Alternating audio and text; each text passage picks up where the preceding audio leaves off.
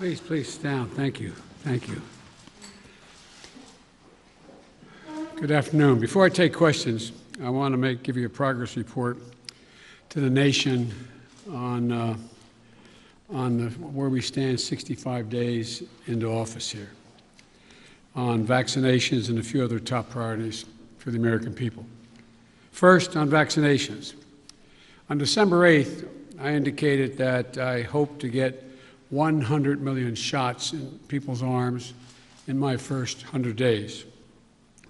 We met that goal last week by day 58, 42 days ahead of schedule. Now today I'm setting a second goal, and that is we will, by my 100th day in office, have administered 200 million shots in people's arms. That's right, 200 million shots in 100 days. I know it's ambitious, twice our original goal, but no other country in the world has even come close, not even close to what we are doing. I believe we can do it. And today, we made a historic investment in reaching the hardest hit and the most vulnerable communities, the highest risk communities, as a consequence of the virus, by investing an additional $10 billion in being able to reach them. I also set a goal before I took office of getting a majority of schools in K through 8 fully open in the first 100 days. Now, thanks to the enormous amount of work done by our administration, educators, parents, local, state education officials, and leaders, recent Department of Education survey shows that nearly half of the K through 8 schools are open now full-time, 5 days a week for in-person learning. Not yet a majority, but we're really close, and I believe in the 35 days left to go, we'll meet that goal as well. As of yesterday, more than 100 million payments of $1,400 have gone into people's bank accounts. That's real money in people's pockets, bringing relief instantly almost. And millions more will be getting their money very soon. One final note. Since we passed the American Rescue Plan, we're starting to see new signs of hope in our economy. Since it was passed, a majority of economic forecasters have significantly increased their projections on the economic growth that's going to take place this year. They're now projecting it will exceed 6%, a 6% growth in GDP. And just this morning, we learned that the number of people filing for weekly unemployment insurance fell by nearly 100,000 persons. It's the first time in a year the number has fallen below the pre-pandemic high. So there are still too many Americans out of work, too many families hurting, and they still have a lot of work to do. But I can say to you, the American people, help is here and hope is on the way. Now I'll be happy to take your questions. Zeke, the Associated Press. Thank you, Mr. President. You mentioned your progress on COVID-19. I'd like to ask you about some of the other issues facing your presidency. One of the defining challenges you face in the coming months is how to deliver on your promise to Americans on issues like immigration reform, gun control, voting rights, climate change. All of those right now are facing stiff, united opposition from Republicans on Capitol Hill. How far are you willing to go to achieve those promises that you made to the American people? Well, I'm good. Look, when I took office, I decided that it was a fairly basic, simple proposition, and that is I got elected to solve problems. And the most urgent problem facing the American people, I stated from the outset, was COVID-19 and the economic dislocation for millions and millions of Americans. And so that's why I put all my focus in the beginning. There are a lot of problems, but all my focus on dealing with those particular problems. And the other problems we're talking about, from immigration to guns and the other things you mentioned are long-term problems. They've been around a long time. And what we're going to be able to do, God willing, is now begin one at a time to focus on those as well. And whether it's immigration or guns or a number of other problems that face the country. But the fundamental problem is getting people some peace of mind so they can go to bed at night and not stare at the ceiling wondering whether they lost their health insurance, whether they're going to lose a family member, whether they're going to be in a position where they're going to lose their home because they can't pay their mortgage, or the millions of people are going to get thrown out of their homes because of the inability to pay their rent. So we're going to move on these one at a time, try to do as many simultaneous as we can, but that's the reason why I focused as I have. And here's the deal. I think my Republican colleagues are going to have to determine whether or not we want to work together, or they'll decide that the way in which they want to proceed is to just decide to divide the country, continue the politics of division. But I'm not going to do that. I'm just going to move forward and take these things as they come. And just to follow up, Mr. President, can your presidency be a success if you can't make progress on those four challenges: climate change, immigration reform, gun control, voting rights? Well, I plan on making progress on all of them, but that's going to be for the American people to decide. I think, I doubt whether, maybe you did, maybe others did. I thought, many of you thought there was no possibility of my getting the plan I got passed without any Republican votes. Pretty big deal. Got passed. Growing the economy. People's lives are changing. So let's see what happens. All I know, I've been hired to solve problems, not create division. Okay, how about Yamiche? Thanks so much, Mr. President. You've said over and over again that immigrants shouldn't come to this country right now. This isn't the time to come. That message is not being received. Instead, the perception of you that got you elected as a moral, decent man is the reason why a lot of immigrants are coming to this country and entrusting you with unaccompanied minors. How do you resolve that tension? And how are you choosing which families can stay and which can go, given the fact that even though with Title 42, there are some families that are staying? And is there a timeline for when we won't be seeing these overcrowded facilities run by CPB when it comes to unaccompanied minors? Well, look, I guess I should be flattered. People are coming because I'm the nice guy. That's the reason why it's happening. That I'm a decent man, or however it's phrased. That's why they're coming, because Biden's a good guy. Truth of the matter is, nothing has changed. As many people came, 28% increase in children to the border in my administration, 31% in the last year in 2019, before the pandemic, in the Trump administration. It happens every single solitary year. There is a significant increase in the number of people coming to the border in the winter months of January, February, March. It happens every year.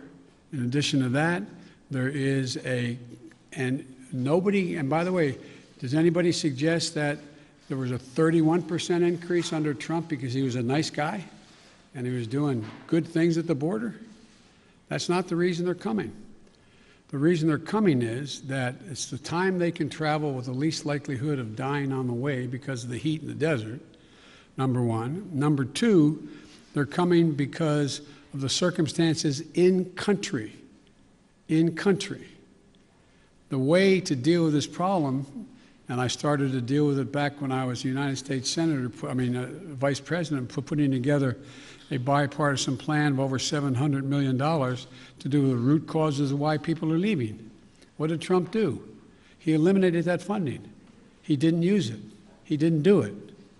And in addition to that, what he did, he dismantled all the elements that exist to deal with what had been a problem and has been continued to be a problem for a long time. He, in fact, shut down the number of beds available. He did not fund HHS to get people, to get the children out of those Border Patrol facilities where they should not be and not supposed to be more than a few days, a little while. But he dismantled all of that. And so what we're doing now is attempting to rebuild the system that can accommodate what is happening today. And I'd like to think it's because I'm a nice guy, but it's not. It's because of what's happened every year. Let me say one other thing on this.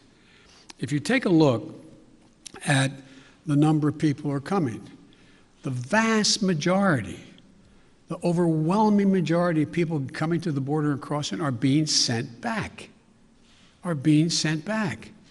Thousands, tens of thousands of people who are over 18 years of age and single people, one at a time coming, have been sent back, sent home. We're sending back the vast majority of the families that are coming. We're trying to work out now with Mexico their willingness to take more of those families back. But that's what's happening. They're not getting across the border. And those who are coming across the border who are unaccompanied children, we're moving rapidly to try to put in place what was dismantled, as I said. For example, of all the children who are coming across the border, over 70% are either 16 or 17 years old. We're not talking about people ripping babies from mother's arms or little 3-year-olds standing on the border. Less than, I think it's 1.5% fall in the category of the very young. So what we're doing is we're providing for the space, again, to be able to get these kids out of the Border Patrol facilities, which no child, no one should be in any longer than 72 hours. And today, I went to, for example, I used all the resources available to me, went to the Defense Department, and the Secretary of Defense has just made available Fort Bliss, 5,000 beds. Be immediately available, 5,000 beds in the Texas border. So we're building back up the capacity that should have been maintained and built upon, that Trump dismantled. It's going to take time. And the other thing we're doing, I might add, am I giving you too long an answer? Because if you don't want the detail. No, but I mean, I don't know how much detail you want about immigration. Maybe I'll stop there and finish. My follow-up question is, one, if you could talk a little bit about which families, why they're being allowed to stay, what the families that are being allowed to stay, why they're being allowed to stay. In addition to that, when it comes to the filibuster, which is what Zeke was asking about, there's immigration is a big issue, of course, when it related to the filibuster, but there's also Republicans who are passing bill after bill trying to restrict voting rights. Chuck Schumer is calling it an existential threat to democracy. Why not back a filibuster rule that at least gets around issues including voting rights or immigration? Jim Clyburn, someone, of course, who you know very well, has backed the idea of a filibuster rule when it comes to civil rights and voting rights. Well, look, I'm going to deal with all of those problems. The question is the priorities as they come and land on my plate. Let's go to the first question you asked, the first of the second questions you asked, and that is, what about dealing with families? Why are not some not going back? Because Mexico is refusing to take them back. They're saying they won't take them back, not all of them. We're in negotiations with the President of Mexico. I think we're going to see that change. They should all be going back, all be going back. The only people we're not going to let sitting there on the other side of the Rio Grande by themselves with no help are children. And what we're doing there, and it's an important point to understand. I know you understand it. I don't mean to say it that way. An important point to focus on. The vast majority of people under the age of 18 coming to the United States come with a telephone number on a wristband, or come with a telephone number in their pocket in the United States. A mother, a father, a close relative, a grandmama or grandpa. What was happening before is it's taking literally weeks and weeks and maybe even months before anybody pick up the phone and call to see if there really was someone there. Well, we've set up a system now where within 24 hours there's a phone call made as that child crosses the border. And then a verification system being put in place as of today to determine quickly whether or not that is a trafficker being called or that is actually a mom, a dad, and/or a close relative. They're establishing that right off the bat. If it in fact is mom or dad, dad says, to take the extreme case, I got a birth certificate. Then guess what? We're getting that kid directly to that parent immediately. And so that's going to reduce significantly. There's two ways to reduce child populations in circumstances that are not acceptable, like being held at a Border Patrol station. One is to get them to the place where they have a relative and set a date as to when a hearing can be held. The second way to do it is put them in a Health and Human Services facility that we're occupying now, both licensed beds around the country that exist, as well as, for example, federal resources like Fort Bliss, to get them safely in a place where they can be taken care of while their fate is determined.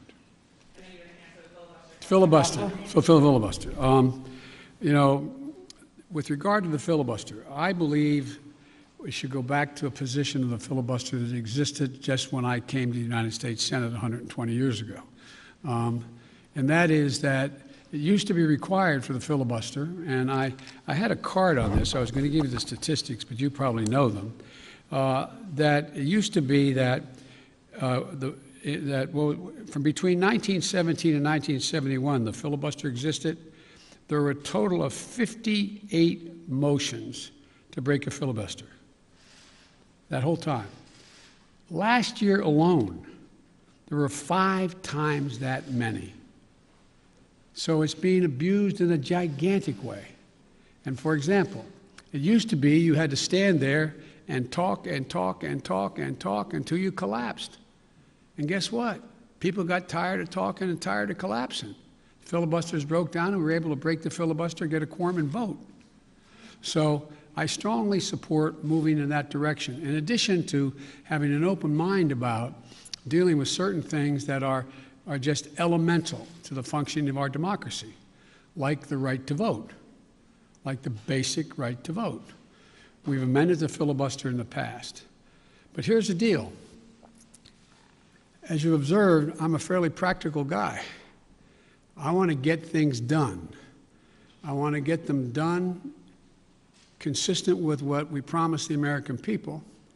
And in order to do that, in a 50-50 Senate, we've got to get to the place where I get 50 votes so that the Vice President of the United States can break the tie, or I get 51 votes without her.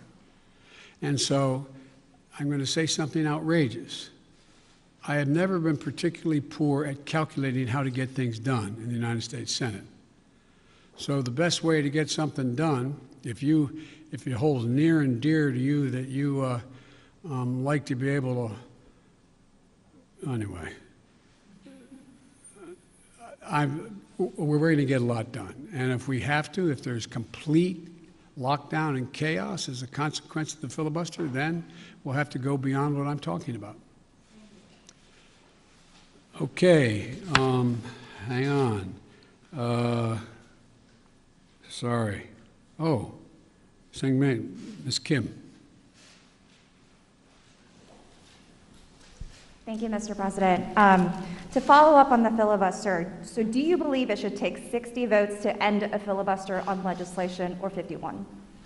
If we could end it with 51, we would have no problem. You're going to have to, the existing rule, it's going to be hard to get a parliamentary ruling that allows 50 votes to end the filibuster, the existence of a filibuster.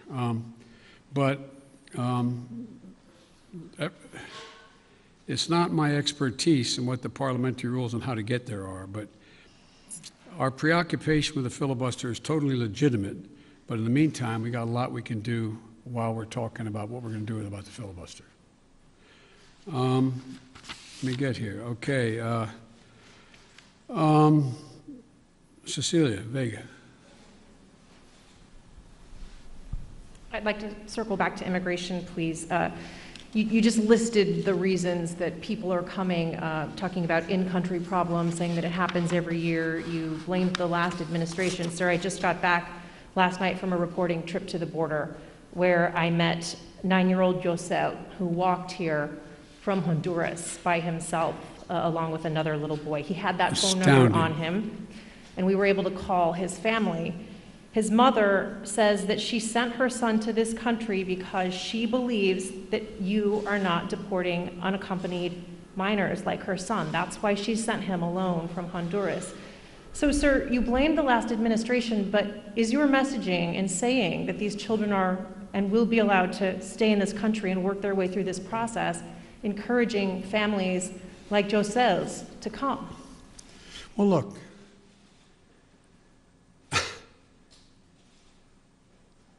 the idea that I'm going to say, which I would never do, if an unaccompanied child ends up at the border, we're just going to let him starve to death and stay on the other side.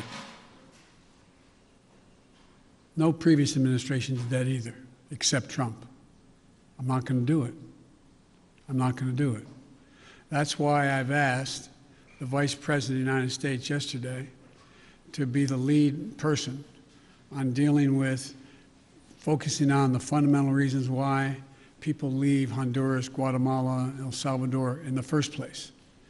It's because of earthquakes, floods. It's because of lack of food. It's because of gang violence. It's because of a whole range of things that when I was vice president and had the same obligation to deal with unaccompanied children, I was able to get it slowed up significantly by working with the heads of state of those communities to do things like in one of the major cities, the reason people were leaving is they couldn't walk the street because their kids were getting beat up or shot or gang violence.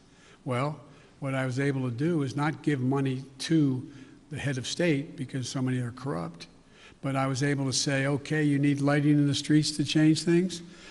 I'll put the lighting in.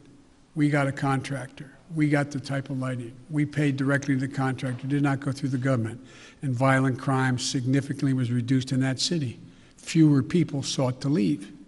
When this hurricane occurred, the 2 hurricanes, instead of us going down and helping in a major way so that people would not have a reason to want to leave in the first place because they didn't have housing or water or sustenance, we did nothing. We're going to do a lot in our administration. We're going to be spending that $700+ million a year to change the life and circumstances of why people leave in the first place. That mother did not sit around on the kitchen table and say, you know, I got a great idea. Way I'm going to make sure my son gets taken care of is I'm going to put him, how old was he or she? He's 9. I also met a 10-year-old. A 9-year-old. I'm going to send him on a 1,000-mile journey across the desert and up to the United States because I know Joe Biden's a nice guy and he'll take care of him. What a desperate act to have to take. The circumstances must be horrible. So we can do something about that. That's what the vice president's going to be doing. What I did when President Obama asked me to come and deal. I was in Turkey at the time. He said, you got to come home and take care of this. So we put together a plan, and it had an impact. And so the question here is how we go ahead and do this, what we do. There's no easy answer. Quick follow, if I may. Do you want to see these unaccompanied minors staying in this country, or should they be deported eventually? Well, the judgment has to be made whether or not, in this young man's case, he has a mom at home. There's an overwhelming reason why he'd be put in a plane and flown back to his mom.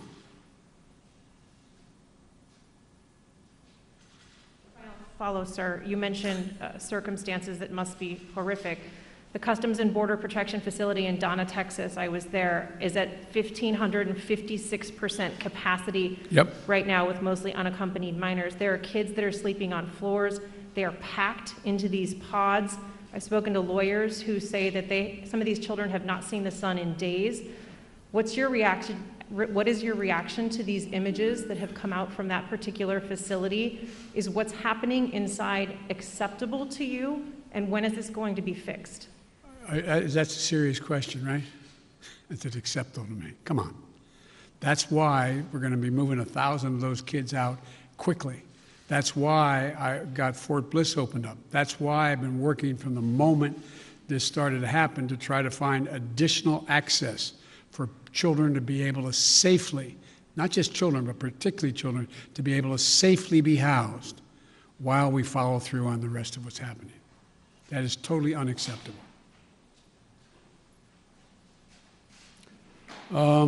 Ken. Thank you, Mr. President. I wanted to ask you about Afghanistan. You face a May 1st deadline for the withdrawal of U.S. troops from that country. As a candidate in foreign affairs, you wrote that it is past time to end these forever wars. Can you commit to the American people that by May 2nd, the U.S. will no longer have forces in Afghanistan? The answer is that it's going to be hard to meet the May 1 deadline. Just in terms of tactical reasons, it's hard to get those troops out. So what we've been doing, what I've been doing, and what Secretary Blinken has been doing, we've been meeting with our allies, those other nations that have NATO allies who have troops in Afghanistan as well. And if we leave, we're going to do so in a safe and orderly way. We're in consultation, I say, with our allies and partners and how to proceed. And Secretary Blinken is meeting in Brussels this week with our NATO allies, particularly those who have forces there. And General Austin is just met with Kayani, and I'm waiting for the briefing on that. He is the leader, quote, in Afghanistan and Kabul. And there's a UN-led process that's beginning shortly on how to mechanically get people, how to end this war. But it is not my intention to stay there for a long time. But the question is, how and in what circumstances do we meet that agreement that was made by President Trump to leave under a deal that looks like it's not being able to be worked out to begin with? How's that done? But we are not staying a long time. You just said if we leave. Do you think it's possible that we will leave? The question is when we leave. Do you believe, though, it's possible we could have troops there next year? I can't picture that being the case.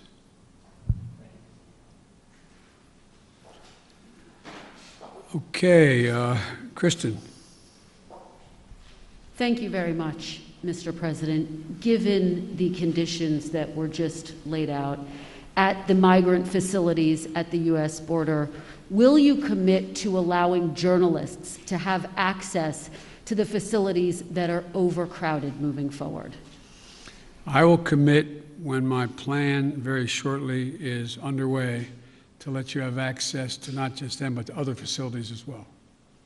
How soon will journalists be able to have access to the facilities? We've obviously been allowed to be inside one, but we haven't seen the facilities in which children are packed together to really give the American people a chance to see that. Will you commit to transparency on this issue? I will commit to transparency, and as soon as I am in a position to be able to implement what we're doing right now.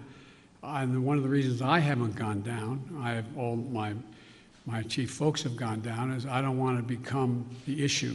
I don't want to be, bringing all the Secret Service and everybody with me to get in the way.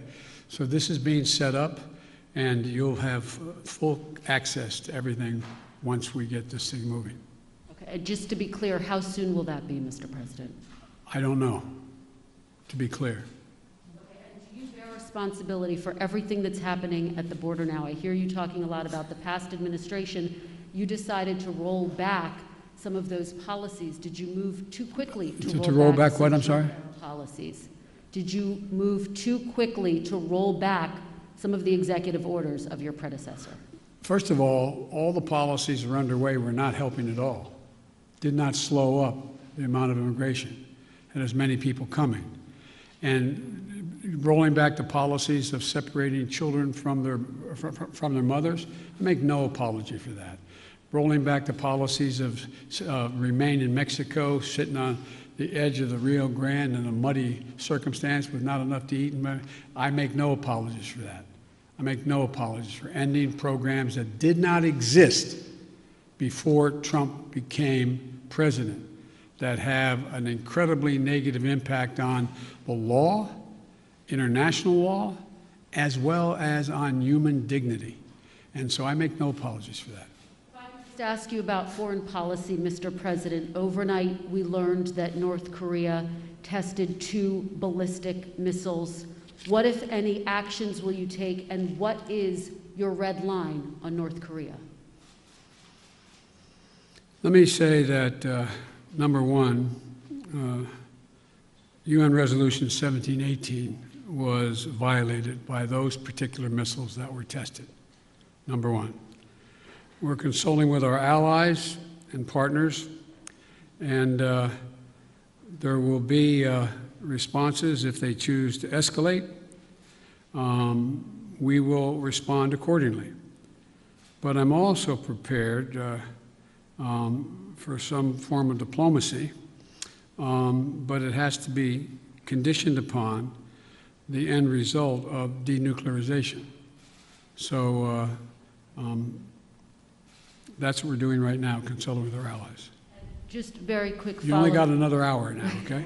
Diplomacy, can you define what you mean? And former President Obama warned the incoming President Trump that North Korea was the top foreign policy issue that he was watching. Is that how you assess the crisis in North Korea? Yes. Okay, hang on a second here. Kristen, Nancy, CBS. Thank you very much, Mr. President. I want to go back to voting rights. And as Yamiche mentioned, Republican legislatures across the country are working to pass bills that would restrict voting, particularly Democrats fear impacting minority voters and young voters, the very people who helped to get you elected in November. Are you worried that if you don't manage to pass voting rights legislation, that your party is going to lose seats and possibly lose control of the House and the Senate in 2022? What I'm worried about is how un-American this whole initiative is. It's sick. It's sick. Deciding in some states that you cannot bring water to people standing in line, waiting to vote. Deciding that you're going to end voting at 5 o'clock when working people are just getting off work. Deciding that there will be no absentee ballots under the most rigid circumstances. It's all designed, and I'm going to spend my time doing 3 things. One, trying to figure out how to pass the legislation passed by the House, number one. Number two, educating the American public. The Republican voters I know find this despicable. Republican voters, the folks outside this White House. I'm not talking about the elected officials. I'm talking about voters. And so I'm convinced that we'll be able to stop this because it is the most pernicious thing. This makes Jim Crow look like Jim Eagle. I mean, this is gigantic, what they're trying to do. And it cannot be sustained. And do everything in my power, along with my friends in the House and the Senate, to keep that from becoming the law. Is there anything else you can do about it besides passing legislation?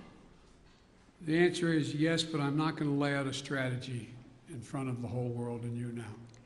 And then on a related note, have you decided whether you are going to run for re-election in 2024? You haven't set up a re-election campaign yet, as your predecessor had by this time. My predecessor needed to. My predecessor. Oh, God, I miss him. Have you? No, the answer is yes. My plan is to run for re-election. That's my expectation. And then on one other note, on bipartisanship, your old friend, Mitch McConnell, says you have only spoken to each other once since you took office, and that you have moved far left since taking office. Do you see it the same way he does? Have you rejected bipartisanship? No, I haven't at all. I've been meeting. When's the last time a president invited the opposite party down at least a half a dozen times to talk about issues, everything from how we work. We're working with a group of 20 members of the Senate right now and House on how we reestablish our ability to make computer chips, and how we get ahead of the game, how we can work together. We're working together on a bunch of things. But look, I know Mitch well. Mitch knows me well. I would expect Mitch to say exactly what he said. But this is a matter of making sure that I would like elected Republican support. But what I know I have now is I have electoral support from Republican voters. Republican voters agree with what I'm doing. And so unless Mitch says the last thing I did, this last piece of legislation, is so far left, well, then he ought to take a look at his party. Over 50% of them must be over that edge as well, because they support what I did. Okay, where am I here? Let me see. Caitlin? Thank you very much, Mr. President. I have a question for you, but first, I'd like to follow up on a question from Yamiche, and that's on the filibuster. That counts as a question, but go ahead. Okay, I'll make it quick. It's a quick question. You can. Regarding the filibuster, at John Lewis's funeral, President Barack Obama said he believed the filibuster was a relic of the Jim Crow era. Do you agree? Yes. If not, why not abolish it if it's a relic of the Jim Crow era?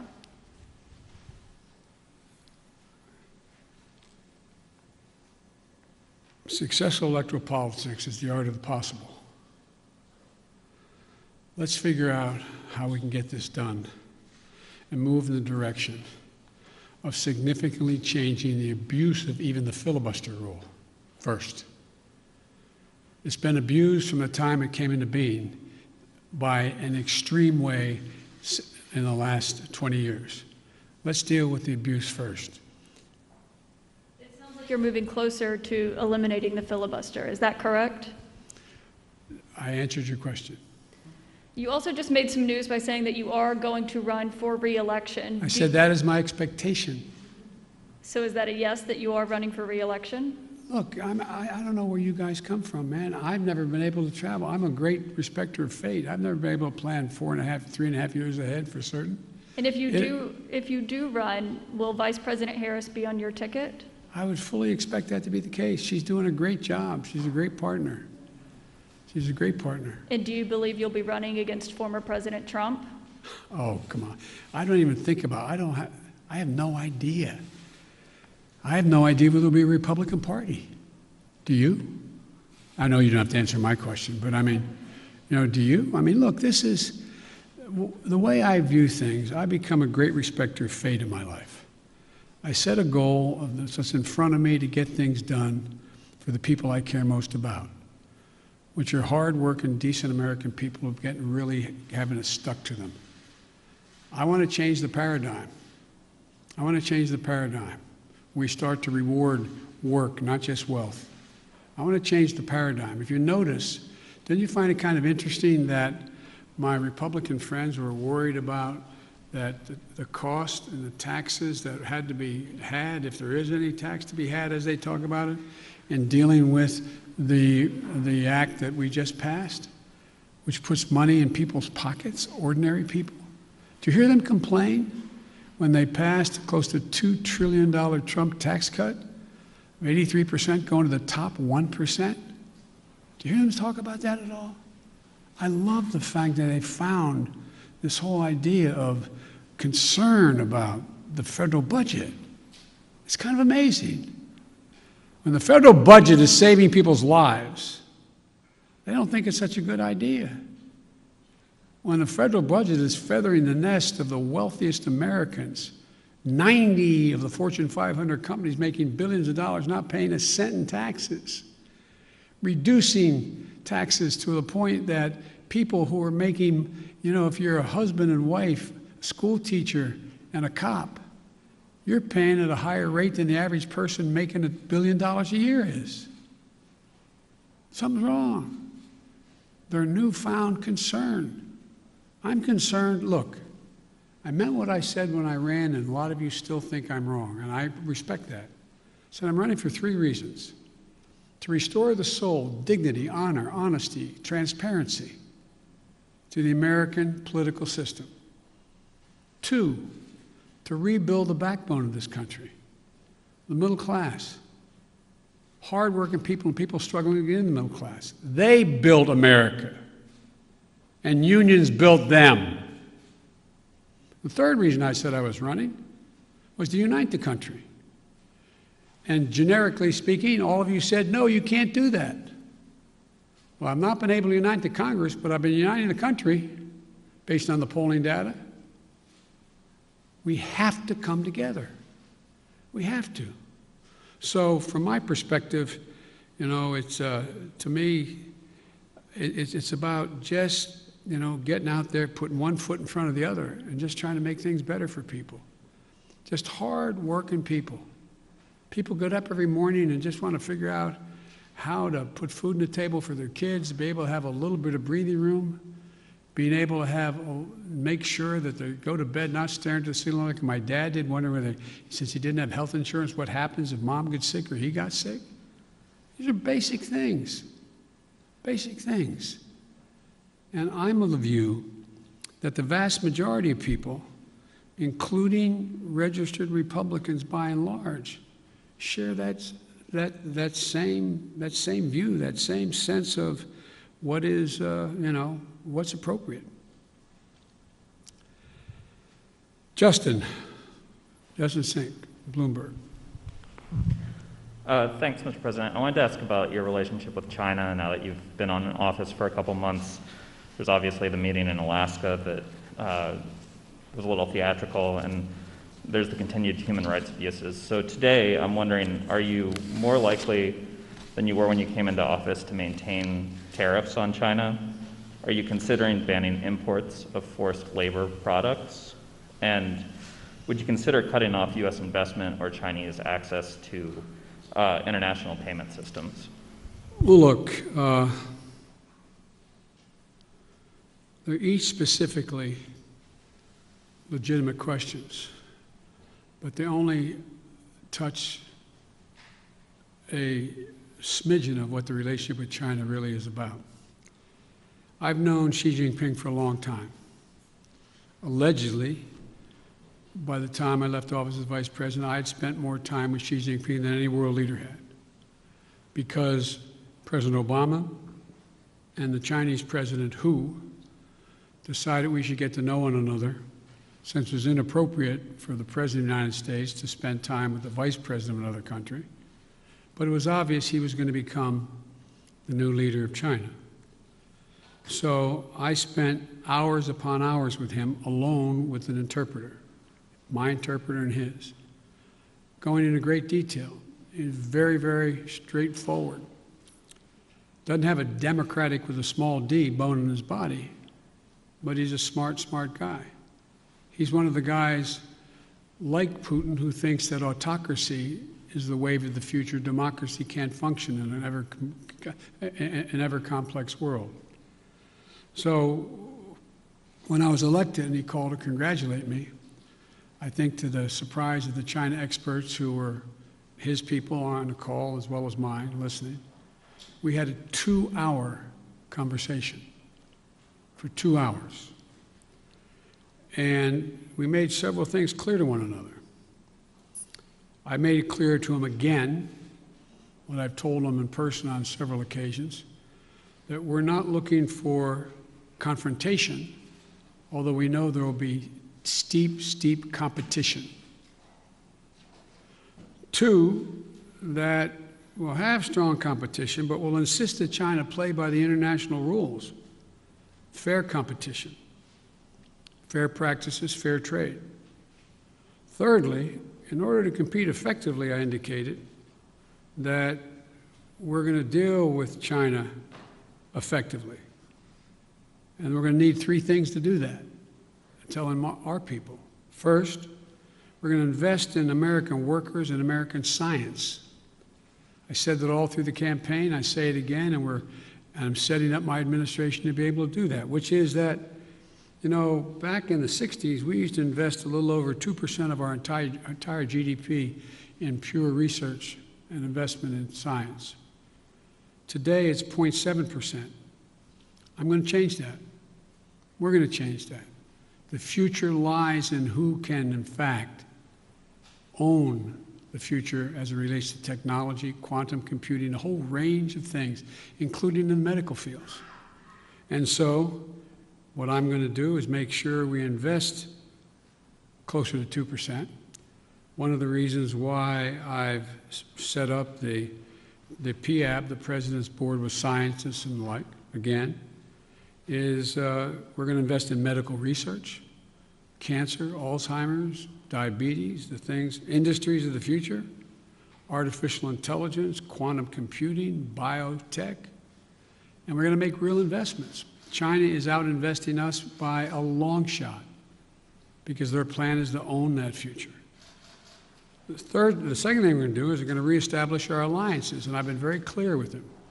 It's not anti-Chinese, and we've talked about it. I want to make sure that, for example, later today, after this, as a matter of fact, shortly after this, which is fine, we've been going close to an hour. I'm happy to go longer, but one of the things that I'm going to be doing, I'm going to be speaking with 27 heads of state in Europe, and very shortly, I think within the next hour or so. I don't know the exact time. And earlier this month, and apparently it got the Chinese attention, that's not why I did it, I met with our allies and how we're going to hold China accountable in the region. Australia, India, Japan, and the United States, the so-called Quad. Because we have to have democracies working together. Before too long, I'm going to invite an alliance of democracies to come here to discuss the future. And so we're going to make it clear that in order to deal with these things, we are going to hold China accountable to follow the rules. To follow the rules. Whether it relates to the South China Sea or the North China Sea or the agreement made on Taiwan or a whole range of other things. And the third thing, and the thing that I admire about dealing with Xi is he understands, he makes no pretense about not understanding what I'm saying any more than I do him.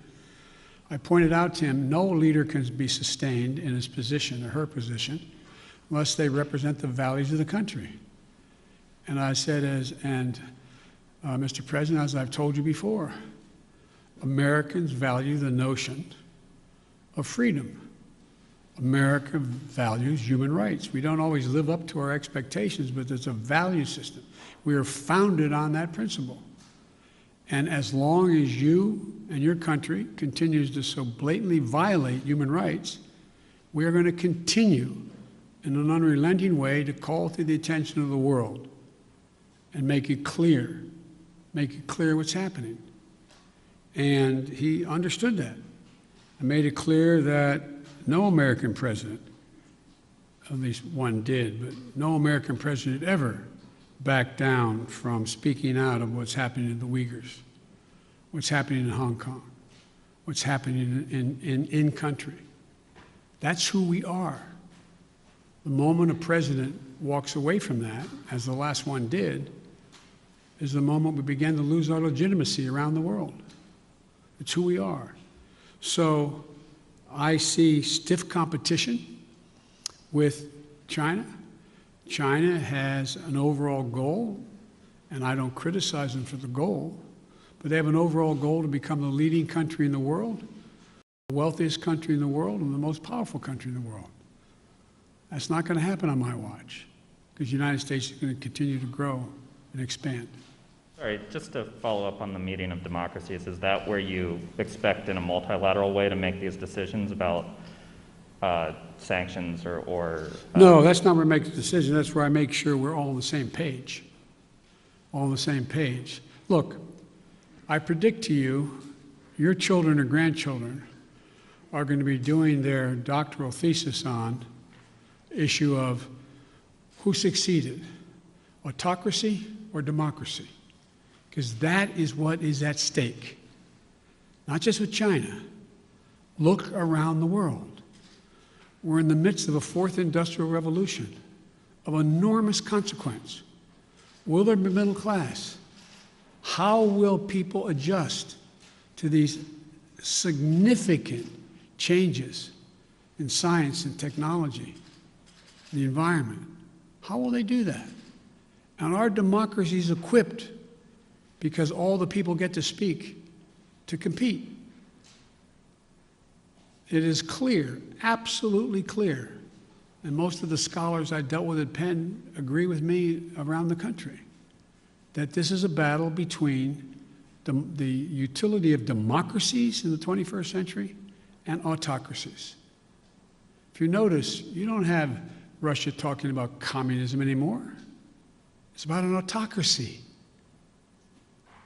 Demand decisions made by a leader of a country. That's what's at stake here. We got to prove democracy works.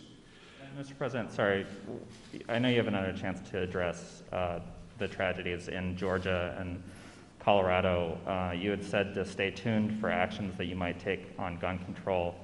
Wondering if you've made a decision either about sending the manufacturer liability bill that you had promised on day one to Capitol Hill, or executive actions like going after ghost guns or giving money to cities and states to battle gun control. All the above. It's a matter of timing. As you've all observed, successful presidents, better than me, have been successful in large part because they know how to time what they're doing, order it, decide in priorities what needs to be done. The next major initiative is, and I'll be announcing it Friday in Pittsburgh in detail, is to rebuild the infrastructure, both physical and technological infrastructure of this country, so that we can compete and create significant numbers of really good paying jobs. Really good paying jobs. And some of you who have been around long enough to know that used to be a great Republican goal or initiative. I still think the majority of the American people don't like the fact that we are now ranked, 85th in the world in infrastructure. I mean, look, the future rests on whether or not we have the best airports that can accommodate air travel, ports that you can get in and out of quickly so businesses decide. Some of you, if you're ever local reporters and you found your governor or mayor trying to attract business to your community, what's the first thing the business asked? What's the closest access to an interstate highway? How far am I from freight rail? Is the water available? Is enough water available for me to conduct my business? All the things that relate to infrastructure. We have somewhere, I asked the staff to write it down for me, and they did, not for this, but for a longer discussion. We have somewhere in terms of infrastructure, we rank 13th globally in infrastructure. China is investing 3 times more in infrastructure than the United States is. Bridges, more than 1/3 of our bridges, 231,000 of them, need repairs. Some are physical safety risks or preservation work. 1 in 5 miles of our highways and major roads are in poor condition. That's 186,000 miles of highway. Aviation, 20% of all flights weren't on time, resulting in 1.5 million hours lost in production. 6 to 10 million homes in America still have lead pipes servicing their water lines. We have over 100,000 wellheads that are not capped, leaking methane. What are we doing? And by the way, we can put as many pipe fitters and miners on us to work capping those wells at the same price that they would charge to dig those wells. So I just find it frustrating frustrating. You talk about, last point I'll make in the infrastructure, and I apologize for spending more time on it, but is that if you think about it,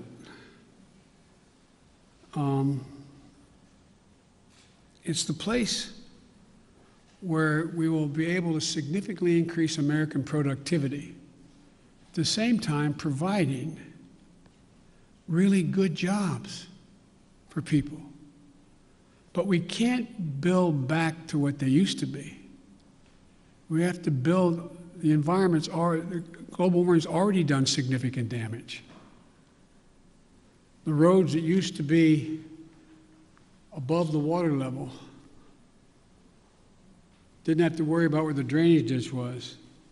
Now you got to rebuild them 3 feet higher because it's not going to go back to what it was before. Only get worse unless we stop it.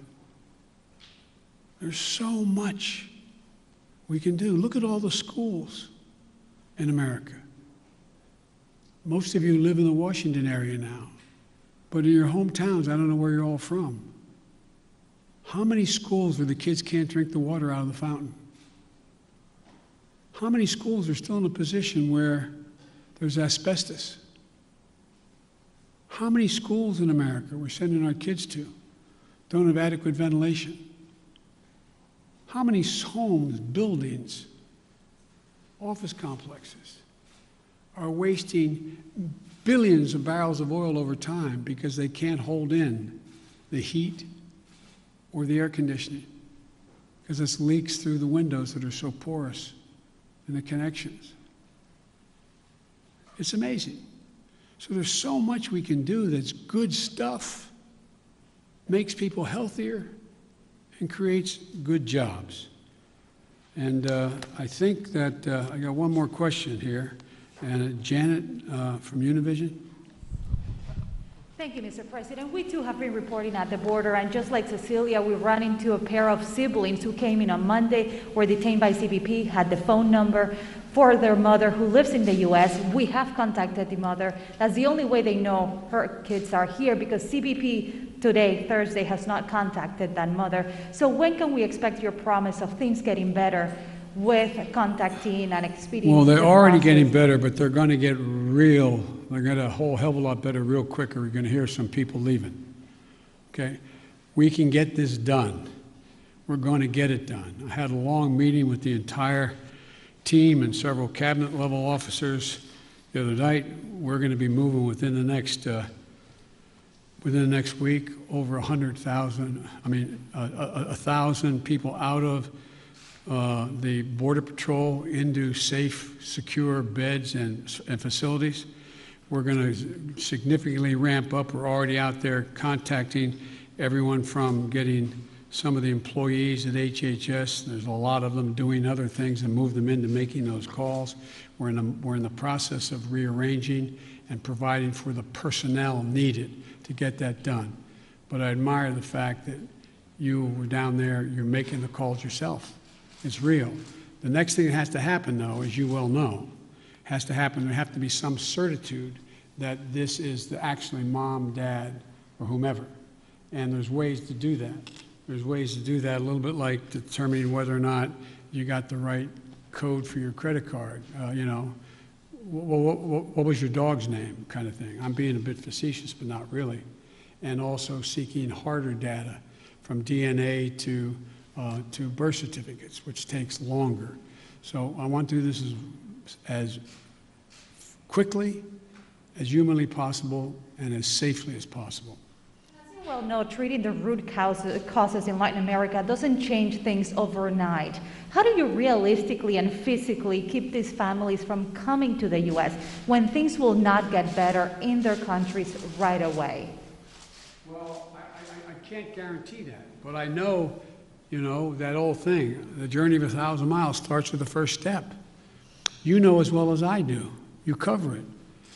You have it's not like somebody sitting on a hand-hewn table in Guatemala, in somewhere in Mexico or in Guadalupe saying, I got a great idea.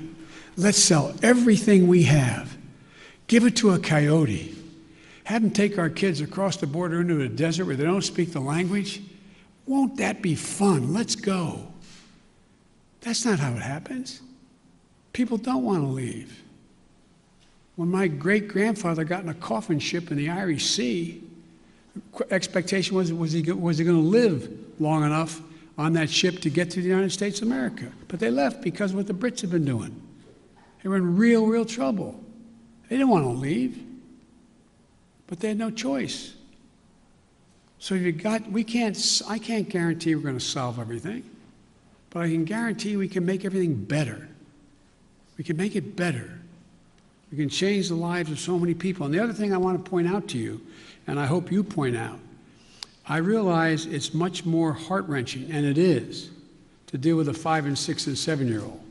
But you went down there and you saw the vast majority of these children, 70% are 16 years old, 17 years old, and mostly males. Doesn't make it good, bad, or indifferent, but the idea that we have tens of thousands of kids in these god-awful facilities that are really little babies crying all night, there's some, that's true. That's why we got to act. And yesterday, I asked my team, both the director of the two agencies as well as others, I asked them what would they in fact, and I asked their opinion because they're the experts, but I said, focus on the most vulnerable immediately. But there's no reason why in the next month as people cross the border, that phone call can't be made in the first 48 hours and begin. If I may ask one last question, have you had any talks with Senate Republicans who are threatening this administration with not considering the immigration legislation that was passed in the House until the situation at the border has been resolved? No, because I know they have to posture for a while. They sort of got to get out of their system. This is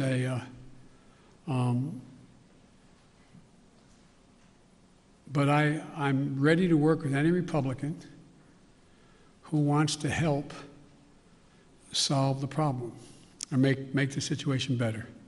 But folks, I'm going. Thank you very, very much. I appreciate it. Thank you.